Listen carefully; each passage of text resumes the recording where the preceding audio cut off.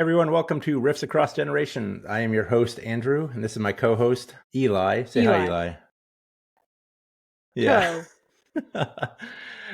Today we are here with a legend in the death metal world. I hope you don't mind me calling you a legend.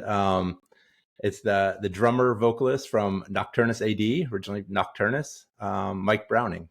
Welcome to the podcast, Mike. Great. Nice to meet y'all. And happy Easter, for what it's worth. So with this podcast, we try to connect. It's Riffs Across Generations. This is my young son. We try to connect, old school music with the modern music, and you fit right in with that, right? You were the original, and now you're the current modern scene band. So we're going to jump back a long ways and try to go through, for people Eli's age and people who weren't in the scene back then, kind of go over Nocturnus and your role in the Tampa metal scene. And then we'll work all the way up to the new music, which we're super excited about. So let's jump all the way back to the beginning of the Tampa metal scene, and you were there at the beginning with Morbid Angel, correct? Yeah, I started. Yeah, that was my first band. I met Trey in high school, and we started a band, just doing some covers and stuff like that in high school. It was called Ice, and then nice. It ended up changing names a couple of times and different people in it, and ended up becoming Morbid Angel. And I recorded an album with them in 1986 and called Abominations of Desolation, but it didn't end up getting released because we kind of the band split up.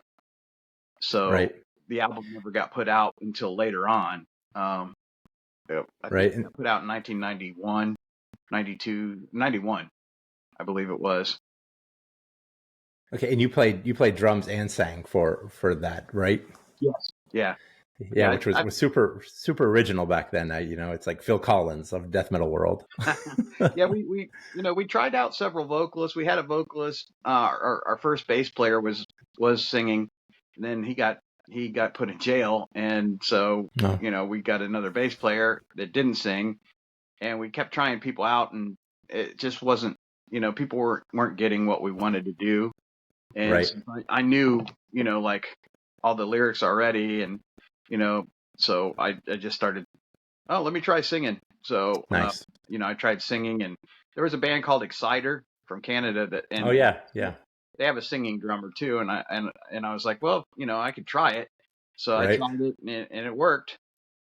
So yeah, you have a unique style that we'll get to later on that we really dig over here. It's like it's more of a chanting than a death metal type singer. So yeah, it's very cool, very unique. Then you left, just to flash through the history here. You left to join a band called Incubus, not the bad Incubus, but the good Incubus. Right. There's several Incubus, really. But this one, the bass player that we had in Morbid Angel there at the end, his former band was Incubus. So when Morbid Angel kind of split in half and the two guitar players moved out of Florida, and started playing with David Vincent, and a drummer he had named Wayne at first. And then Sterling and he was the bass player we had at the end there in Morbid Angel. We kind of reformed his band Incubus with another guitar player. And, but that band only lasted like 6 months. It was like a short thing. We never did any shows. We only recorded like a 3-song demo. And then the guitar player and the singer bass player, they were pretty crazy people, and they went to the beach one day and got into some huge fight over some girls or something like that, and that was pretty much the end of the band. And I was just like so tired of it, there's always problems and always things going on, and I was just like, at that point I was just like, you know what, I'm just gonna start my own band, call it Nocturnus, and do what I do and just go from there. Yeah, and that was in 1987, Nocturnus? Yes. You hear that, Eli? There's some lessons in there about girls and music, like not letting girls get in the middle of your music. Go ahead, Eli. Yeah. Is it hard to drum and sing? Is there a special mic you use that doesn't make the drums bleed through the singing mic? I use a headset mic, and so it stays right here all the time, and I can move around and like some drummers that sing have a microphone there, and I tried that and I just didn't like it. It was like I was always having to reach for it and have to worry about where it was, and so I just bought a headset mic, and that actually worked a lot better. So I kind of have freedom to move around and play and not think about the mic being there where it's at, because it's always right there. And I guess the thing about that is I have to like memorize the lyrics before I can. At first I'm like playing drums and trying to read off the paper, while I'm learning the song. But once I get it memorized, then I can kind of like just let go and just do it. Because when you try to think about something like that, you got your two legs doing bass drums and hi-hat, and then you got your arms going all over the place. Then you're got to sing on top of that as well. It's like you got 5 different things going on, and then you got to still connect with the audience, Yeah, on top of I all can't that. imagine. And it's like, it's something where you just kind of got to go and do it and not think about it. Because when I start thinking about it, with as fast as a lot of this stuff that we play is, I'm already behind, so I just got to just go, and play. Yeah. Yeah, I can't even imagine how hard that is. I was a singer in a band way back when, and just doing singing was overwhelming at times. So yeah, I can't imagine doing both. So in 1989, Nocturnus signed with Earache, correct? Right. And you released the legendary album that got me into you guys, The Key. And that was recorded at Morrisound. But from what I read, you didn't want to work, or Tom wasn't your first choice to record down there. You wanted to work with Scott Burns or. Well, actually, yeah, we did 2 demos first, and the second demo really took off and got a lot of attention. And then because Earache was signing a bunch of bands at the time, and Tampa bands, stuff like that, they had signed Morbid Angel, and they were looking at Massacre at the time. They didn't end up signing them, but they were looking at them too, and so Yeah. they gave us an offer, so we signed with Earache. And the problem was that I actually like Tom Morris. Um, Okay. and I would have liked to record it. He did the Nasty Savage records, Right. and his sound. Scott is fantastic too, and he's a really good guy. That would have been probably my second choice for sure. But I really liked what Jim was doing on the records. What He had a happened? really big sound. Tom had the real professional sound, and Jim had this really big kind of sound, and then Scott had the death metal thing Right. down pat. So I kind of liked for what we were doing, since we had keyboards and stuff. I kind of thought Jim would be the best person to do it at Morrisound. But Dig, the owner of Earache, he was like, nope. He goes, I'm paying for everything. You're under contract, so we're going to use Tom Morris because Tom did Morbid Angel. So Right. we're going to have Tom do you guys. Yeah, that's where I got the history a little confused on who you're going with there. Speaking of keyboards, what gave keyboards such a big overall sound of just Nocturnus? Well, me being in May I'll be 60, so when I grew up it was in the 70s, and I listened to, I mean, there wasn't really metal back then. There was Judas Priest, things like that.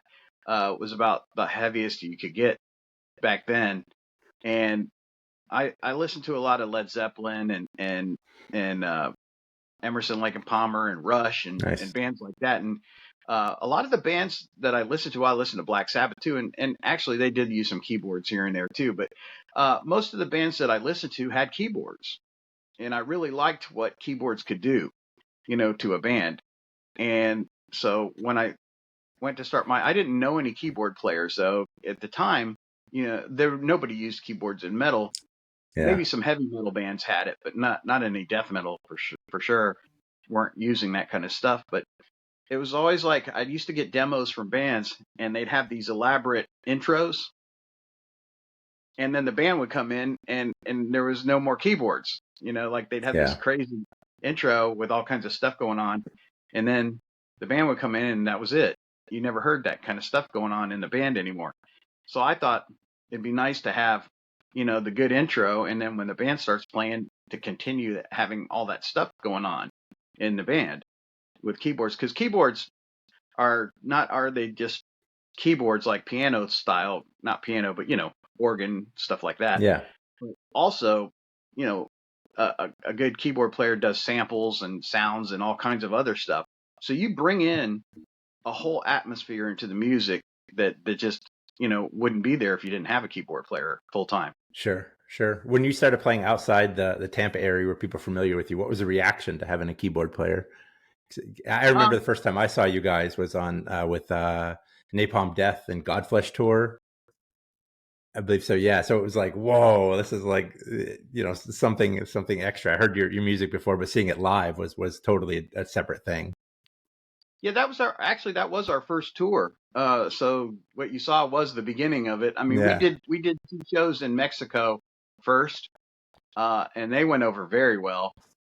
And that was the first thing we did outside of the Tampa area. So we did those 2 shows in Mexico, and then we went and did a tour. Actually, we did a tour with Bolt Thrower in Europe, and then right after that tour, like 2 months later, we were back on the road again doing the Grind Crusher tour here in the U.S.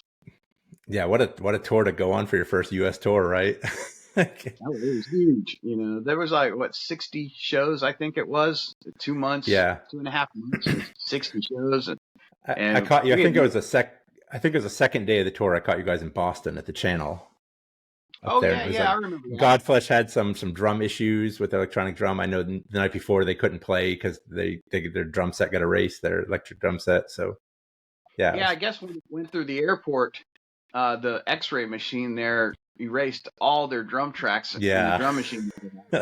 And Justin had to literally sit there for 2 days. He sat and reprogrammed the drums into the drum machine, and there was there was a lot more stuff that would have been on that drum track. He had to just basically sit there with the CD and go back and forth and rewrite everything. So it was odd playing with them because it was so weird, because we played, and then here came Godflesh, which wasn't really metal. I don't just know. Two guys.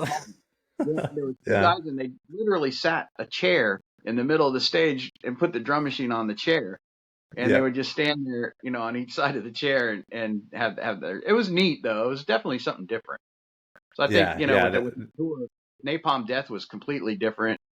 We were completely different, and Godflesh was completely different. So you had a pretty good package that brought a lot of different people in. Yeah, absolutely. Yeah, I remember the Channel being packed for that show. It was a crazy show. It was good times. And so you toured for that. Did you do other tours for that, pushing the album, or was it right back straight into the studio to record your second album? Yeah, pretty much. We did the Bolt Thrower one first, and that was like about, I think it was like 3-4 weeks long. And then we did the Grind Crusher tour. Then after that, we got right back into writing again and recording the second album. Yeah, and the second album was still on Earache, but they kind of pushed you guys for a lead singer for stage presence or whatever. Yeah, that and you just had like what was it? Headbangers Ball had just came out. Oh yeah, and everybody it was like the thing to have a video for Headbangers Ball, and they said, well, Earache had the idea that because I'm behind this huge drum set, the guitar players didn't really run around a lot. The keyboard player was behind the keyboards. So we weren't that visual, when we played live. So yeah, because it was difficult to play, right? It's difficult to run around when you're playing those kind of riffs. Yeah, I mean, some people can do it. Like you take a band like Watchtower, and their stuff is phenomenal. Very complicated. They run all over the place while they're playing. They don't stop. So it depends on the person, I think. But our band just didn't visually have a lot going on. So Earache was like, well, if you guys get a front man and have somebody that's out front getting the audience going, that you'll probably do a million times better. And we were already doing really well, and I was against it. I was like, why should we do that? Because it's really not broke. And Earache came back and said, well, if you don't, we're going to cut your budget and we're not going to give you a video. So it was, I still was standing behind not doing this. And Sure. the other 4 guys in the band were like, no, we need to get a singer. And the problem was the contract that we had with Earache was all separately signed. We didn't sign as a band, we signed separately. So it was a band contract, but it was also separate. So they were like, well, the majority is going to have to rule on this situation. So it was 4 against 1 to get a vocalist. Right. And they said, well, why don't you, sing and we'll get a drummer. And I didn't really want to do that either. So Sure. I said, well, I guess I'll just play drums and we'll get a vocalist and see what happens. And what happened there was also, I had a story kind of going on the key. But when Thresholds came about, since I wasn't singing anymore, I was also not writing the lyrics anymore. Yeah. So I think I contributed to like 2 of the songs, and only one of the songs was like my song title and mostly lyrics. And that was about it on the whole album. Other than that, all I did was play drums. And that was not my intention. After the key, I wanted to continue the story, continue other songs, things like that, make it a continuation of the key. Yeah. The And next album. Thresholds had nothing to do with the key at all. Right. Not one thing went back. So that whole story that I started with, the guy going back in time and taking over the earth, the whole thing just disappeared completely. And after that, we toured for Thresholds came out, and we toured once in Europe with Confessor, which was another Earache band, and another crazy band. There was a lot of fighting in the band going on.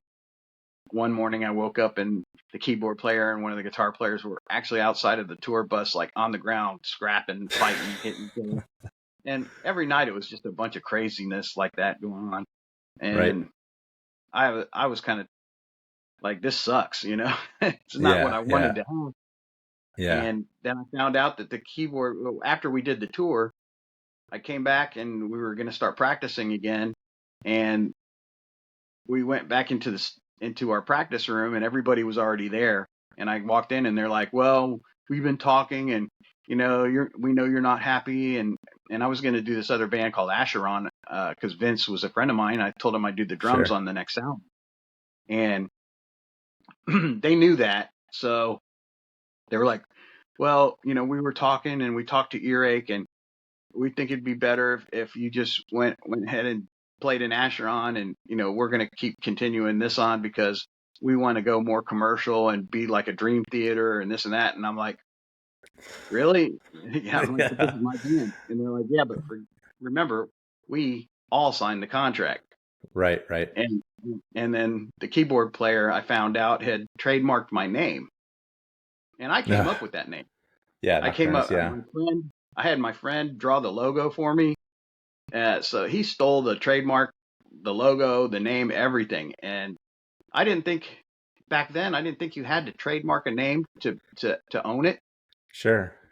And really, you're not supposed to have to do that. If you have merchandise out that's selling in the stores legally, that is proof enough that band is yours. But back then, there was a label, all that. I didn't have the money to hire a lawyer to fight this. Yeah. So I was just like, well, I wasn't happy. The whole band was different. Right. And they were all friends. They all went to school together. The 2 guitar players and the keyboard player. So they all knew each other very well. And that's how I think it started, with them kind of doing that to me. And they really didn't do anything with the band after that, right? It was really nothing happened. They recorded 2. They got another drummer and they recorded 2 songs for Earache, and Earache didn't like the songs and dropped them.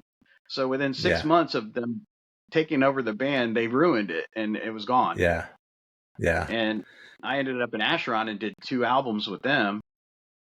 And so, it kind of worked out in a way. Yeah. So I always thought it was Acheron. So all these years I've been pronouncing the name of the band wrong. So that's good.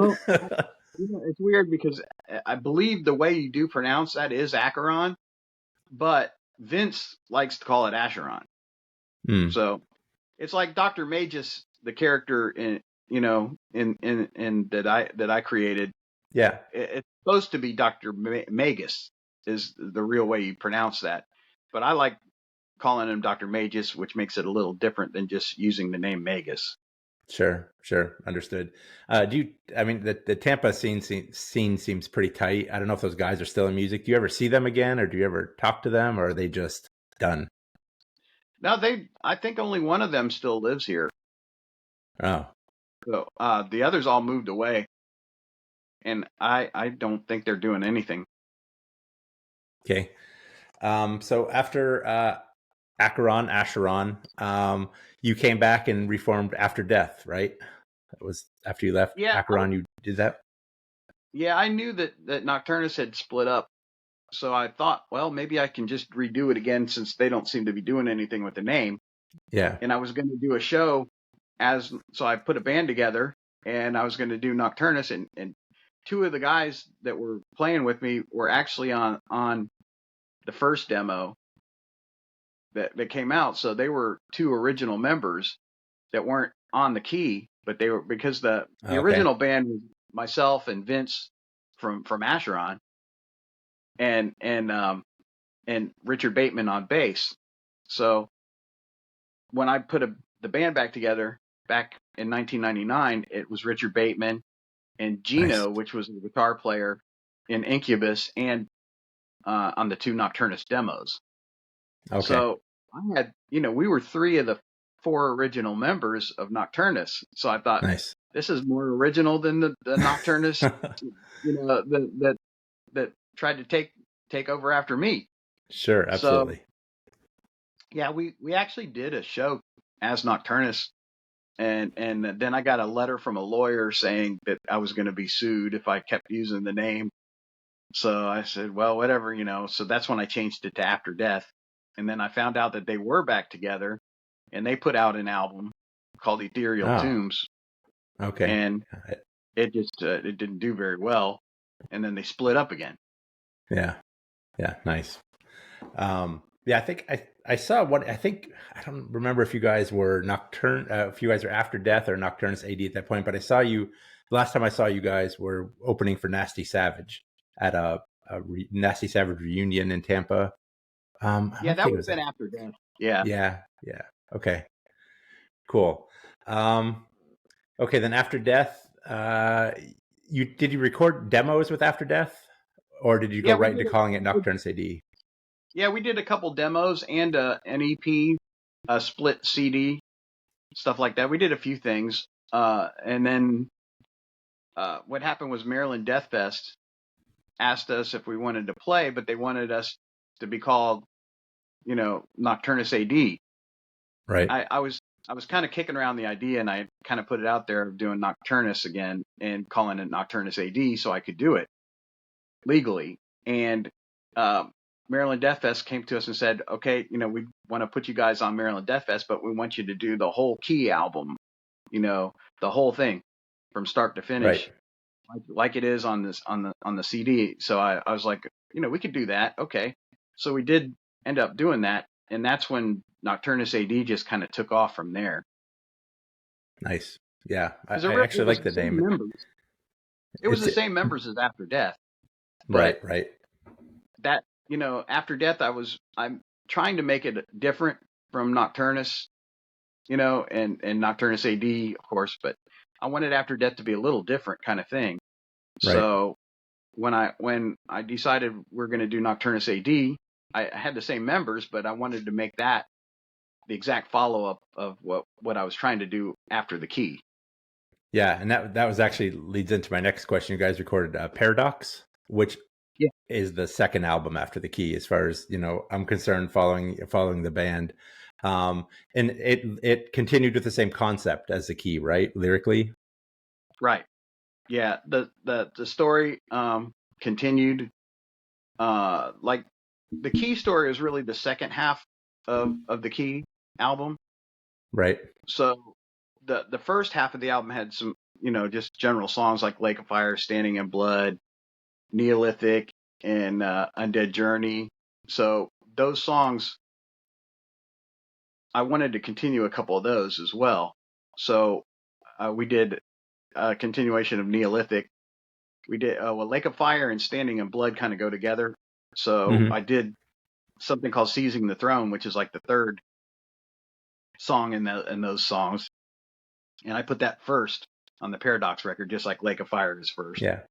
So, and then Neolithic was the third song. So we did a song called Paleolithic, which is the next era in history after Neolithic. And Right. that was the third song on Paradox, as well as the third song on the Key.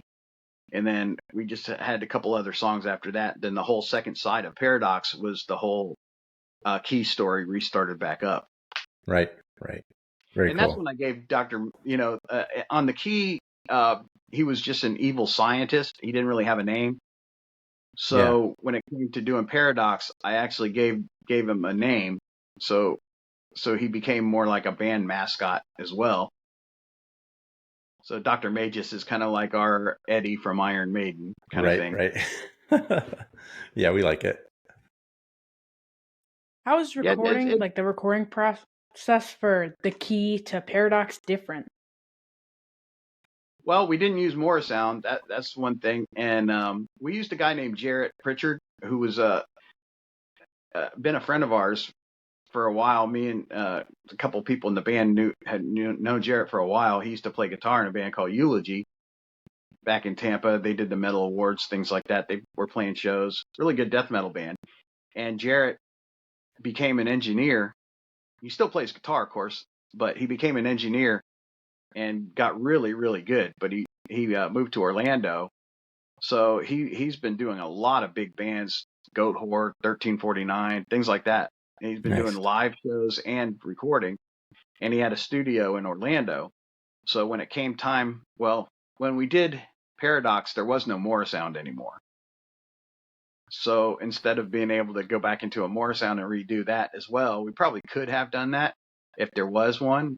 Right. But luckily, I knew Jarrett, and I knew he had a studio, and I knew he knew what we wanted as far as sound and everything.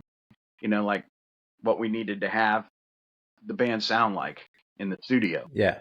I'm sure it's pretty complicated to have a death metal band still with a keyboard. I'm sure it's like a unique thing for an engineer to try to piece together.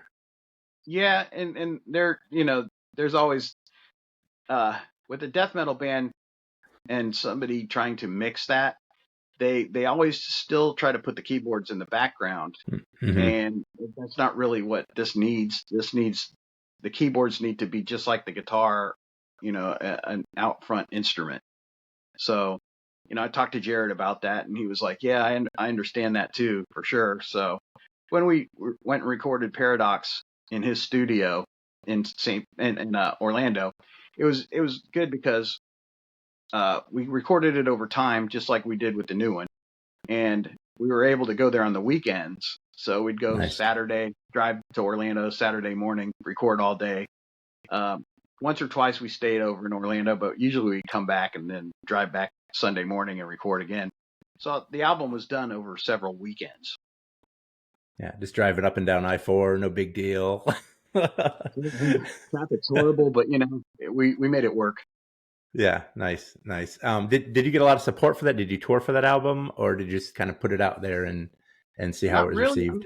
The thing was with Paradox, it came out and it did fantastic. We got a ton of great reviews and everything, and then all of a sudden COVID hit.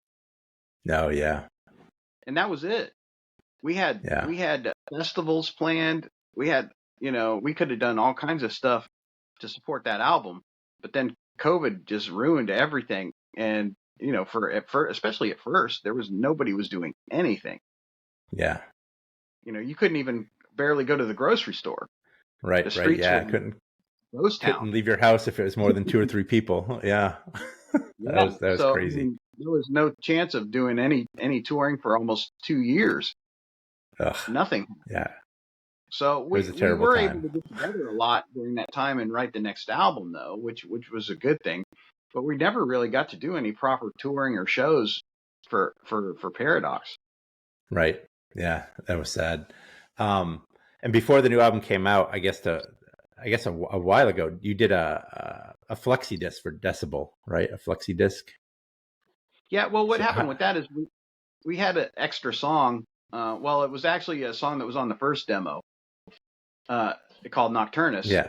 And I realized that the lyrics to Nocturnus were actually, well, we had Lake of Fire, Standing in Blood, and Seizing the Throne, right?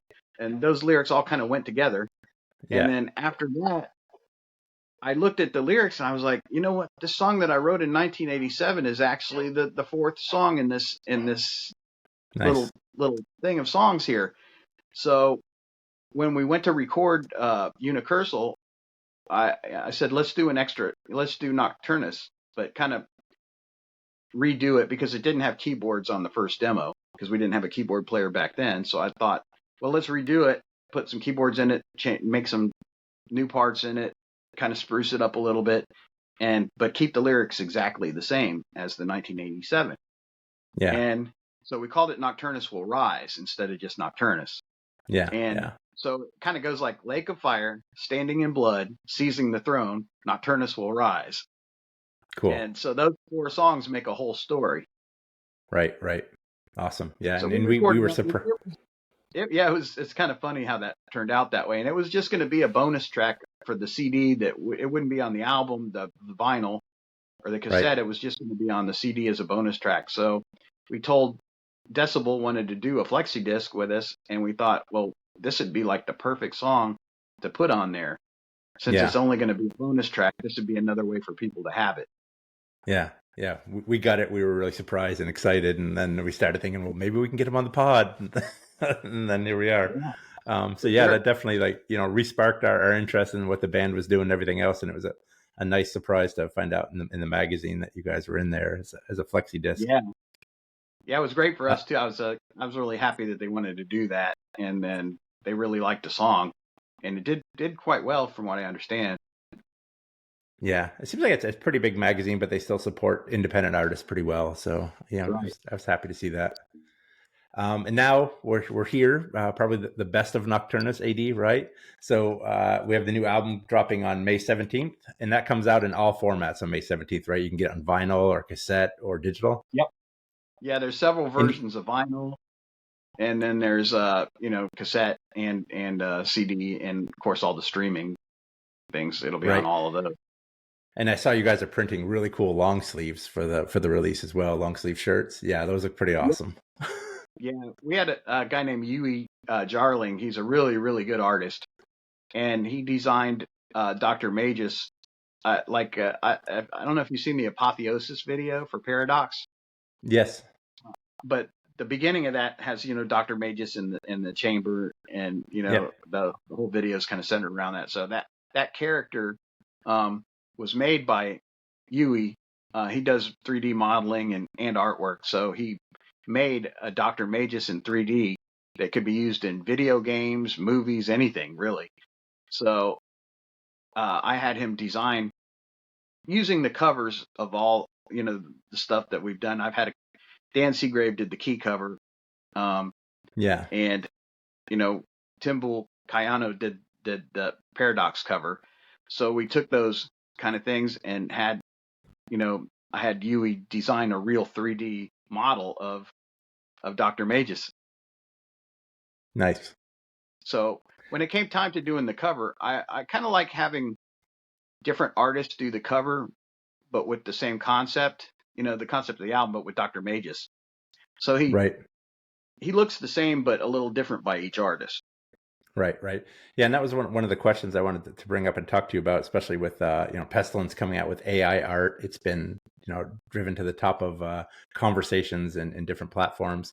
How do you feel about using an AI, just plug in and do your artwork that way, or using a real artist? And I guess you already answered that as using a real artist. But yeah, I remember all the Dan Seagraves, Larry Carroll, the Michael Whelan, like all those people were celebrated as doing really good artwork. So I was wondering if you continue on with that and are using real artists to do your artwork. The thing is, it's interesting, and I've played around with AI myself. It's fun to mess around with, but there's a lot of different ways it can be used too, not just to take away a job from somebody else and create an album cover. But I always want to have a real person do the album cover, so that's for sure. But what Pestilence did, I didn't think was such a bad thing. because I think they used real photos of themselves and then ran them through AI. Yeah, that's what they said. They ran a bunch of information through AI and it produced that. Yeah, so here's the thing, like even our album on the inside, we had Tim, this guy Tim, he's always taken all our pictures. Like for even the Nocturnus stuff, Tim Hubbard, he lives in St. Pete and he's a really good photographer. So again, he took all the pictures for Paradox. He took pictures for The Key, did a lot of Obituary, Deicide. He did all the bands around here. He does professional art, like photography for album covers, not covers, I should say, but the backs or the insides. Sure. So we had Tim take pictures of us again, as usual. So in that sense, I had him do some green screen pictures of us, and on the inside of the album cover, I ran the pictures that he took through AI, and I had each of us in the band take our favorite creature. Basically, like I used Cthulhu, our keyboard player used the Mind Flayer from Dungeons and Dragons. One of our guitar players used the Baphomet goat, and nice. So we all picked something that we really liked, and I ran that through AI. But see, that didn't take a job away from anybody. Right. So right. we still had a real photographer take the pictures of us, just like we did on Paradox. But I ran it through there more like a Photoshop or After Effects filter. Yeah, see, and I think there's difference between. I think it's difference between digitally creating something where a person's going and doing exactly what you said, and just asking AI to create something. Right. See, that's a huge difference to me. AI is nothing but a tool. Okay. Right. And it can be used as a good tool, or it can be used just, all by itself to do everything. So and I think what, a lot of people hate is the fact that it's taking jobs away from artists. Sure. Yeah. And I don't like that fact either. So like I said, I'll always want to have an artist do our covers, of course, but like our photos, we did the same thing. Well, I don't know if that's the way that Pestilence did it, and they used it for the cover, which is a completely different situation. We have it on the inside booklet. So we have the band pictures on the inside, just like every other band does. And a real person took them, but I ran them through AI, so I mixed me with Cthulhu. I mixed, like everybody with their favorite creature, and then those are on the inside. So it didn't take a job away from anybody. And it's no different than if you had ran it through a Photoshop filter, or say Instagram, when people put the little crazy stuff on their faces and things like that. That's been going on for years, and nobody said anything about that. Right. So, yeah. And the video we have now was also ran through AI, but we had Thomas Riley came here to our practice room, filmed us playing the song like about 10 times. So just like any other band video that you would see, it's us playing. Right. Filmed by a real person. We had another real person edit the whole video and put it all together. And then after the video was together, it would look like any other band video that you would see. We ran the band parts through AI to make the weird stuff on our faces happen. Right. So again, we used AI, but we used it as a filter, and we didn't take a job away from anybody. In fact, we gave a job to somebody to run us through that. So we had real people film us, real people edit the video, and all we did was throw some effects on it after with AI, which is no different than a thing called After Effects. I don't know if you're familiar with After Effects, but it's a Photoshop program that people have been using to make movies and things for years. It's when it comes down to it, there's every movie almost now has CGI in it. Okay. And what does CGI mean? Computer generated images. Sure. So people have been using a form of AI for years.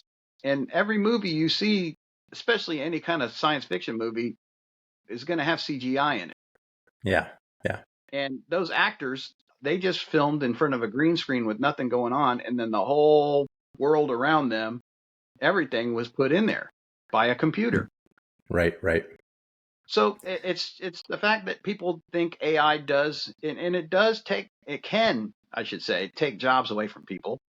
Because if I just want to type in a prompt and have it create a picture, that's one thing. That, but taking a real picture and then just using AI as a filter, no different than Photoshop, to me is a completely different thing. Yeah. It's a tool at Yeah. that point. It's not something that takes jobs away from people and is kind of cheating and stealing other people's photos, things like that, off the internet. Yeah, absolutely. I think what you guys did was different than what Pestilence did. And I think the Pestilence thing really hit people because Pestilence had great artwork on their albums before this. And then they just decided to not have an artist like create their artwork. And I think that's what hit people sideways a little bit on it. People are used to seeing good artwork. And I could have done the same thing very easily. I could have generated a quick cover and not paid anybody and saved us a lot of money not paying an artist. But I didn't want to do that. That's something that I never wanted to do. Yeah, if artists aren't supporting other artists, where are we at, right? Right, exactly. I mean, like yesterday, I saw somebody posted, now there's a new album that just came out called Artificial Steel or something like that. And it's a heavy metal record done completely in AI, the music, everything. And I'm like, now that's just crazy. Yeah, terrible. Yeah. But if you look at other genres of music, I think that's the way it's been going with like pop artists or rap artists or things. That's a lot of that has been AI generated for a while.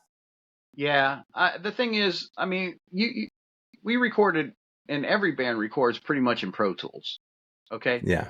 So once you put your music in Pro Tools, it's computer generated from then on. You can't get away from doing this these days. Yeah. So AI is a little bit different in the fact that it can do it by itself now. Yeah, crazy. Which I don't condone somebody using that. I mean, I've made stuff for fun, on AI just for fun, but I'm not gonna put it on my front cover of my album, if I didn't rework it and do it all myself first. Using something as a filter is much different than letting the computer do every bit of it. 100% agree. Yeah, absolutely. And I think once people realize that is what's going on, that AI can be used in a good way, no different than After Effects or Photoshop, then I think people can kind of look at it in the sense that, hey, this could be used for a good thing. Yeah. It's no different than a Photoshop brush, they call it. Like you can buy Photoshop brushes of lightning bolts. So an artist is doing a cover in Photoshop, and he can throw lightning bolts in there without actually having to draw them. Well, that's been done for years, but people never said anything about it. So it's all in how you look at things, and it's all in how you use things, I think. Sure. Okay, let's go back to your vocal style a little bit. The new album, we've only heard one song from it, right? So I can't comment on the whole album, but describe your vocal style a little bit for those who haven't heard Nocturnus or Nocturnus AD. That it's different than especially the modern era where everybody's just screaming and using pig squeals and there's all the slam bands out. You actually use a chant that goes along with the music, right? Yeah, and this is weird because I never even realized this till somebody mentioned this to me about 7 or 8 years ago. Somebody said, I realized that your vocals go along with the drums. And I never really thought about that. But then I started thinking about it, and I'm like, they were right. So what most people, when they write lyrics to the melody, to the guitar rhythm, and they sing. Even death metal in its own way is a way of singing. Sure. But what I've done, and at first I did it very unconsciously, is that I wrote along with the rhythm instead of the melody. So I I think part of that had to do with the fact that I need to be able to sing and play drums at the same time. So kind of running the lyrics along with the drums made more sense to me to be able to make it easier to sing. Right. I've tried to sing outside of the drums sometimes, more like with the guitar melodies, and it's really difficult to do. Yeah. So for me, it was much easier just to kind of rhythmically write the lyrics along with the rhythm in the drums. So, and when you go back to even caveman times when they first started, playing on animal skins with bones and stuff like that, they actually were chanting, and they were doing drum rhythm, and chanting Yeah. along with the drums because there were no other Right. instruments at the time but percussion type stuff. Sure. So I kind of Sure. looked at it when I realized when somebody brought it up to me once, and I realized, yeah, I am doing this, and I didn't even know that I was doing that. Uh, I was like, well, now I'm going to make sure that it becomes more of a chanting style along with the drums because it's just nobody does it. But it's Yeah. older than any kind of singing that there is.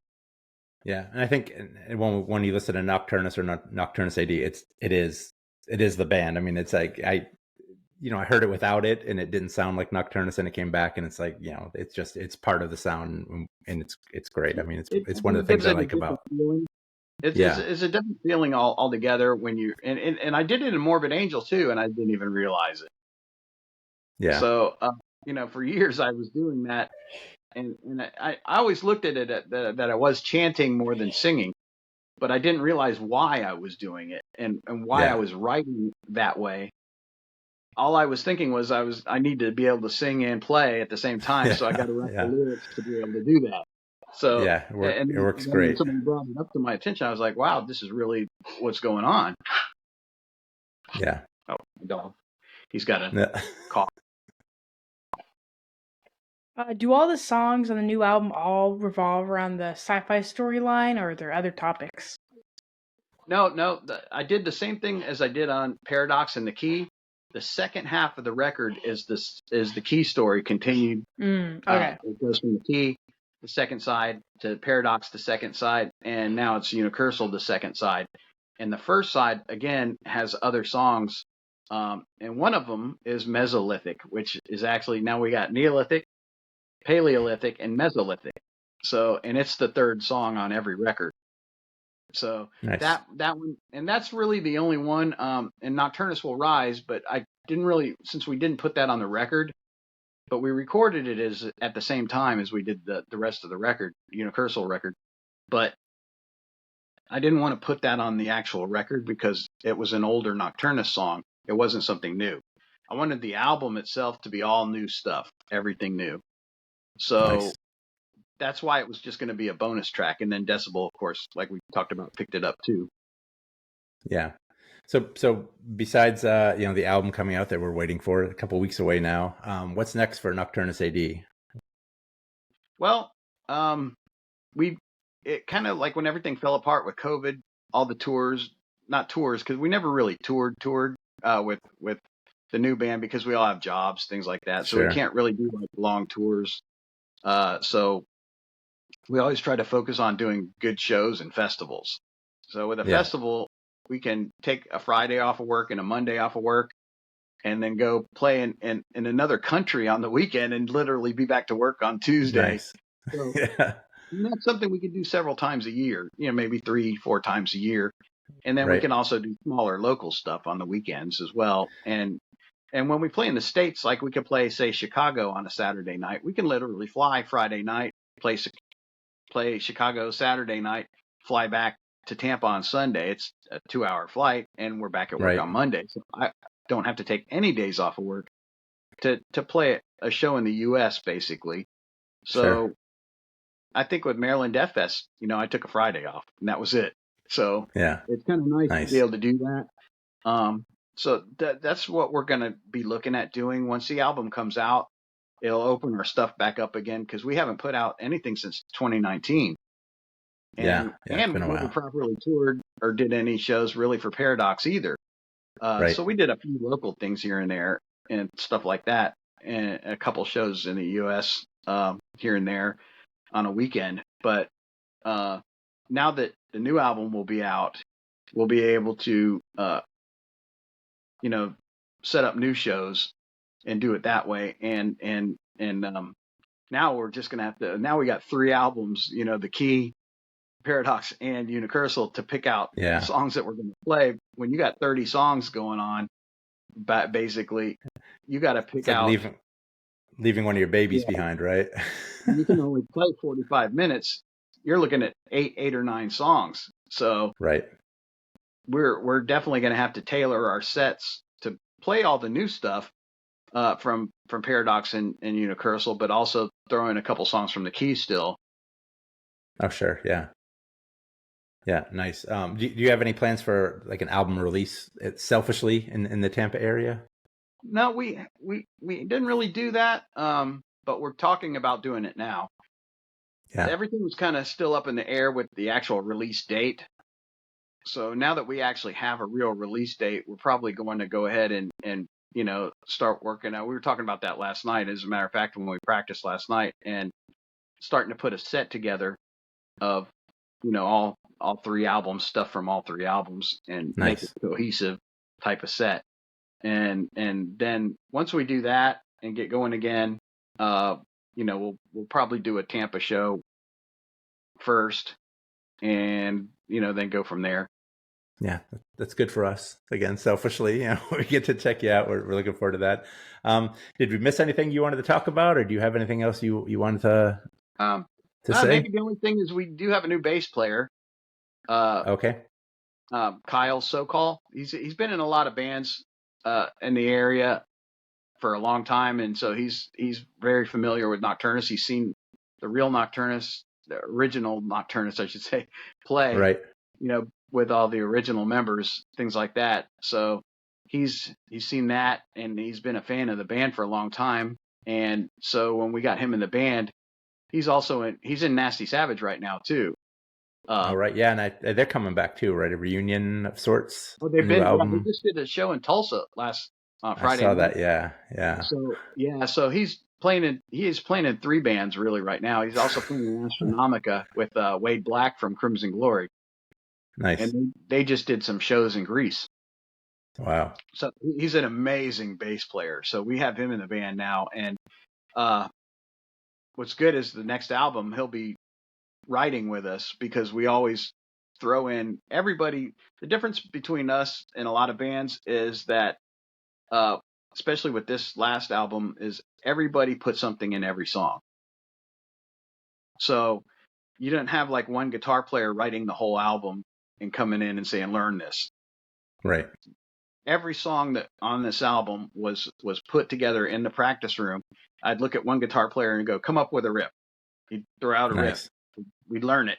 Then I'd look at the other guitar player. All right, throw out a riff. We'd learn that. Then, go back to the other guitar player. So every song was put together that way. Nobody wrote like a whole song and brought it in. So everything was written in that practice room by me and the 2 guitar players and the keyboard player. Nice. Very cool. I think that's what makes it a little different, is every song has stuff from everybody in it. And a lot of bands just don't do that. Yeah, absolutely not. Yeah, especially longer in the tooth bands, right? So bands that have been around a while, they usually have one person writing it all. And so, it's good to hear that so I think when you got a lot of people, it gets a little more confusing, because you do have to let's see if this works. If this doesn't work, then I'm pretty good at arranging the stuff. So I'll or if something doesn't sound quite right, try to change this little part of the rhythm. I do a lot of that, or I'll come up with a drum rhythm, say, let's put some weird drum stuff here, and come up with a guitar part that matches it. And you'll hear that. Cool. There's some definitely drum rhythms on this album that are like a lot of tom work and stuff like that. Like, how should I say it? Kind of like, I don't know what you would say. It's more like beats, like tribals kind of drumming. Okay. And where I would come up, I'd make a tribal beat, and then we layered everything around that. Nice. Yeah. Nice. So I mean, this album's got so much collaboration from everybody in it. It's just the whole thing is that. Very cool. So we're excited, and from a long time fan. I'm excited that you guys are like back and making music, and I'm excited that I get to like see you guys with my son. So that's Awesome. doubly That'd be exciting cool. with me. Yeah. So yeah, thank you so much for your time, and I look forward to like seeing you guys out live, and good luck with the album and stuff. Yeah, thank you for the interview, and I'm glad you guys are doing this together. That's a really neat thing that you guys got going on, and it's you know, having a. I only have one, you know, my daughter, so and she's not really into metal, but she's Yeah. now that she's like older and she's about to turn 17, she understands the band a lot more now and what's going on. When she was younger, she didn't really get it, you know, what Sure. was going on, and now she's like, I can't believe my dad, you know, knows all these people and knows all these albums and does all this stuff, and it's kind of funny, you know, the older you get, you know, you start realizing, wow, this is really what it is. Yeah, yeah, absolutely. And especially with you, you're one of the OGs of death metal. So yeah, I A long definitely time appreciate ago. I appreciate all the music you've put out, and brought happiness Thanks. to myself and now my son. So Yeah, it's awesome, you know, to have an album that's over 30 years old and then have new people hearing it and for the first time, and wow, you know, yeah, they like it. So it's pretty yeah, neat because music sometimes is generational. Uh, you know, like you take a lot of 70s songs and bands just don't write like that anymore. yeah, yeah. And Yeah, and that's and kind of the name of the podcast, riffs across generations. I'm trying to make sure that Eli likes the heavier stuff and the modern stuff, but I want him to make sure he knows where it all came from. right, exactly. And that's a Yeah, good thing, you know. And I think that's what makes a band different too, is if you put in older styles of stuff and newer styles together, you're going to come up with yeah, something different yeah. instead of just following, oh, well, this band put out an album last week and I really like it, so I'm going to sound like them. That's silly. Right, right. Yeah, we the interview before this, we interviewed Brian Zimmerman from Atrophy, and that's kind of how the conversation went too. He really wanted that old Atrophy sound, but have it like more modern on the new Right, album. So right. Yeah, that's the yeah, way to go. I think, you know, if you really want to be like have your band come back and do something, you know, that's good, either completely copy your old sound, which I don't, you know, is okay. But I think yeah, trying to throw in a little something new in there too works, but not too much to where it doesn't sound like the old band either. sure, yeah, absolutely, absolutely. Okay, well, have a good rest of your Sunday and your Easter, Yeah, you and too. I'll hopefully see you later. Yep. Thanks, man. Great Thanks. Take interview. care. All Thanks. right. Bye. Bye. All right. See ya.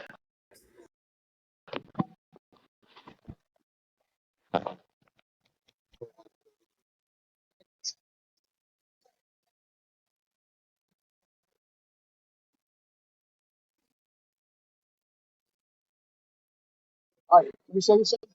Okay, here's right here. So just take the thumb. Oops.